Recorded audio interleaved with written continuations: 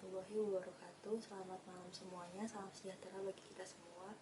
Perkenalkan, nama saya Risma Nur Hikmah dengan NIM 11121111122, mahasiswi Universitas Dian Nusantara, Program Studi Manajemen, Fakultas Ekonomi dan Bisnis.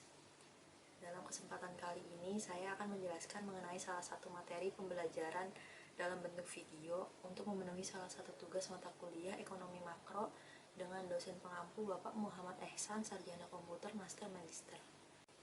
Materi yang akan saya sampaikan kali ini ada di bahan pembelajaran pertemuan kelima, yang itu mengenai kebijakan fiskal.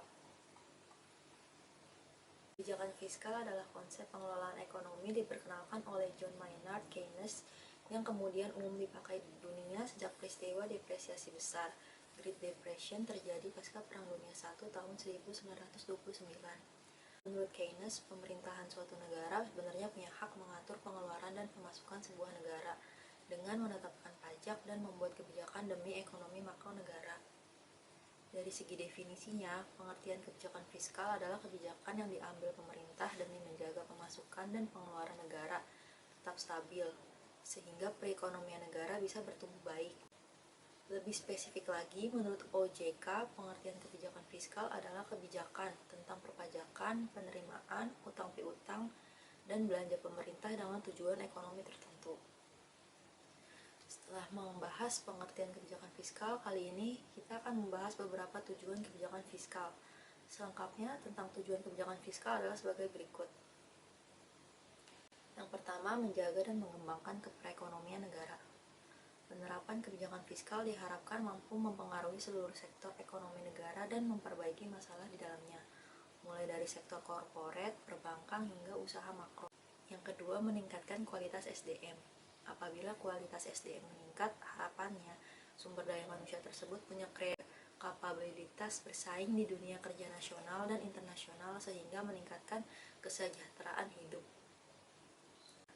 Yang ketiga, menjaga stabilitas harga barang dalam pasar, mulai dari faktor positif seperti meningkatnya demand, sampai faktor negatif seperti terjadinya penimbunan dan monopoli. Yang keempat, mendorong investasi, menciptakan iklim investasi lebih baik bagi pelaku pasar modal, utamanya investor, sehingga negara mampu memperoleh lebih banyak pendapatan dari pajak usaha.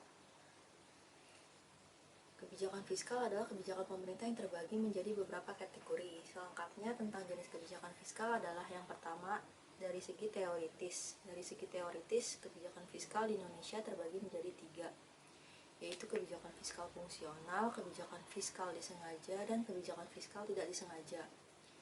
Yang kedua, dari segi penerapan. Jenis kebijakan fiskal dari segi penerapan, implementasinya ada 2, yaitu kebijakan fiskal ekspansif dan kebijakan fiskal kontraktif. Yang ketiga, dari segi neraca pembayaran.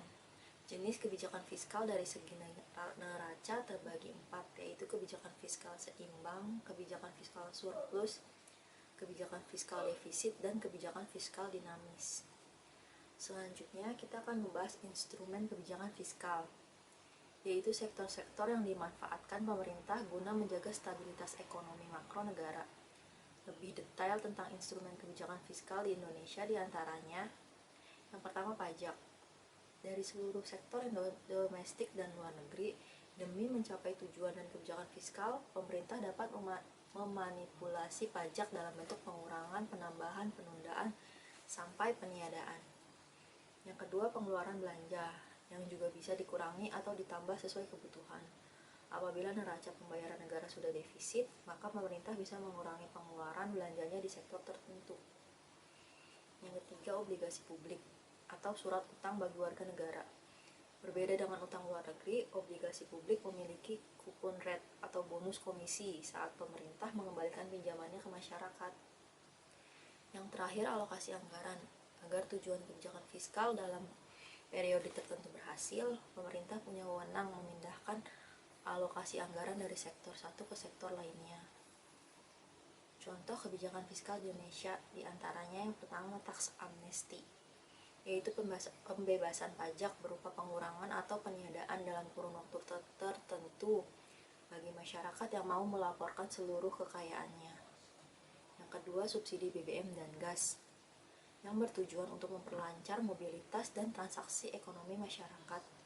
Dan yang terakhir, penetapan harga eceran tertinggi atau HET, atau disebut juga harga jual maksimum untuk barang tertentu. Barang dengan HET umumnya adalah obat-obatan dan sembako. Demikian penjelasan singkat saya mengenai kebijakan fiskal dalam kesempatan kali ini. Saya meminta maaf jika dalam penyampaian saya ada kesalahan. Cukup sekian dan terima kasih.